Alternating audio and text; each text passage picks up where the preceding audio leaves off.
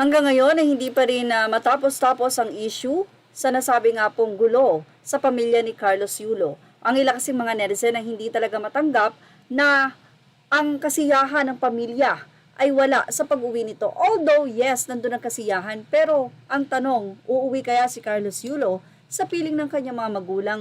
Gayong tila ang pagpapatawad ng bawat isa ay hindi pa ganoon na talagang naghihilom.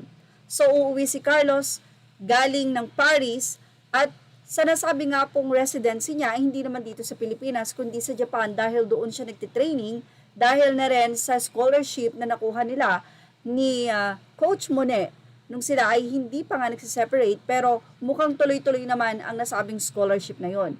At dahil nga may balak pang sumali ulit si Carlos Yulo sa susunod na Olympics, sigurado na mas paiigtingin niya pa ang pagtitraining.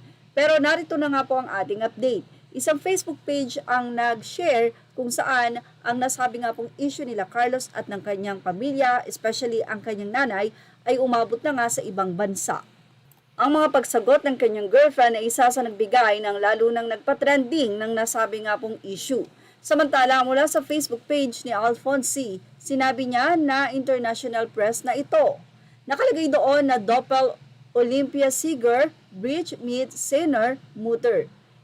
Well, kung ito po ay itatranslate, Olympic gold medalist mas pinili ang TikTokeries kesa sa nanay, kalungkot naman. Hindi naman talaga si Carlos at wala naman talagang idea na mayroong gusot sa kanilang pamilya. Pero ito nga ba ang intensyon ng nanay ni Carlos Yulo na malaman ng buong mundo na sila ay not in good terms ng kanyang anak? Ang tanong, patuloy kaya silang sinusuportahan nitong si Carlos o hindi? Dahil may tampo nga ang kanyang mga kapatid. Pero ganun pa man, sabi nga ng kanyang kapatid ay hindi naman temporal lang ang kanyang tampo sa kanyang kuya.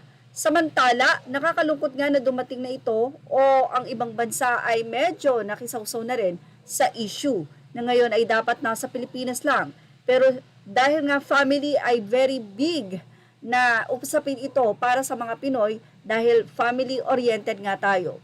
Hati ang naging opinion dito ng mga netizen, ang ilan ay kumampi kay Nanay Yulo at ang ilan naman ay kumampi dito kay Carlos. Sinasabi nila na toxic mom itong si Nanay Yulo, kaya naman kailangang lumayo muna nitong si Carlos para ang kanyang mental health medyo maging okay. Nakamakailan lamang ipinasalamatan pa ni Carlos ang kanyang girlfriend dahil umayos ang kanyang mental health.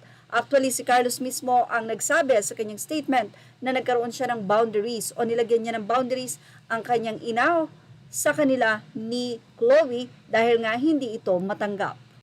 Ganun pa man, hiling nga ng ama ni Carlos Yulo na sa nalalapit na pag-uwi nito ay magkausap sila ng kanyang ina.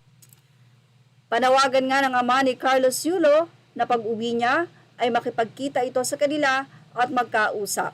Sigurado na makikipagkita si Carlos Yulo sa kanyang ama. Ang tanong ay kung makikipagkita ba siya sa kanyang ina. At yan ang ating showbiz top update. Thank you for watching. Images are all credit to the rightful owners.